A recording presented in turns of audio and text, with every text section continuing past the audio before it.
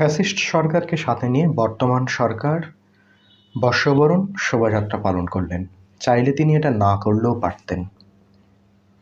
শুধু মঙ্গল শব্দটা পরিবর্তন না করে তিনি যদি এখানে ফ্যাসিস্ট সরকারের মতো সেই সময়ের যে উপকরণ, যে ব্যবস্থা, সেগুলো পরিবর্তন করতে পারতেন, তাহলে এদেশের এই মঙ্গল শোভাযাত্রা আরও অনেক ভালো হতো, প্রাণবন্ত হতো। বর্তমান সরকার তিনি অন্তর্বর্তীকালীন সরকার, তিনি কোনো এই দেশের রাষ্ট্রীয় ব্যবস্থায় দলীয় সরকার নয়। তিনি চাইলে এখানে কোনো দলের কোনো কিছু ব্যবহার না করে তিনি এই মঙ্গল শোভাযাত্রাটি করতে পারতেন।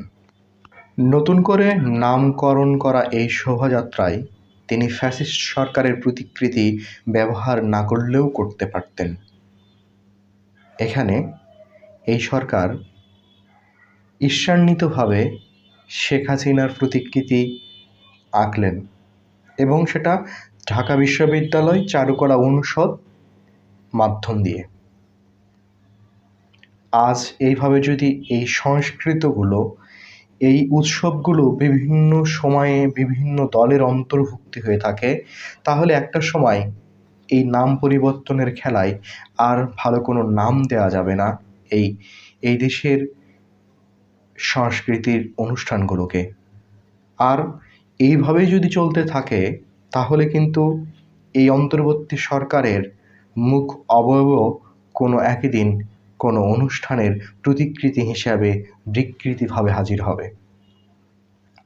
তিনি এদেশের একজন গভর্নর বা রাষ্ট্রপ্রধান, তিনি কোনো দলীয় রাষ্ট্রপ্রধান নয়, একজন উপদেষ্টা। এখানে তিনি এই শেখ হাসিনার মুখ অবয়ব না নিয়ে এসে তিনি যদি সার্বজনীনভাবে করতেন, তাহলে এদেশে এই ফ্যাসিস্ট সরকারেরও যারা সমর্থিত ছিল তারাও এই সরকারকে ভালোবাসতে শিখত।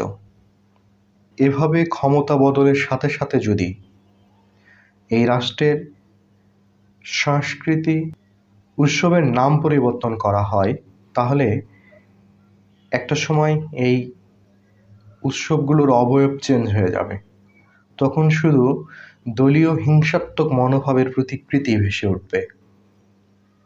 বিগত শাসন আমলে যারা এই সরকারকে বিভিন্নভাবে উপস্থাপন করেছেন, আবার পরবর্তী সরকার সেটাকে অন্যভাবে উপস্থাপন করেছেন, কিন্তু এইবার তো কোনো দলীয় সরকার ছিল না।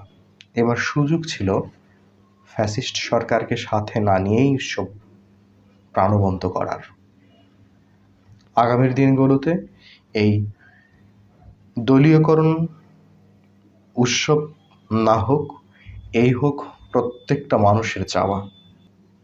এদিকে দেখলাম এনসিপির যে প্রধান নাহিদ ইসলাম, সে বক্তব্য দিয়েছেন যে এই প্রোগ্রামকে জাতীয় প্রোগ্রাম হিসেবে পালন করার চিন্তা করছে। জাতীয় প্রোগ্রাম হোক, তবে কোনো ব্যক্তি, কোনো দলীয় প্রোগ্রাম না হোক। সেই পর্যন্ত সকলেই ভালো থাকবেন।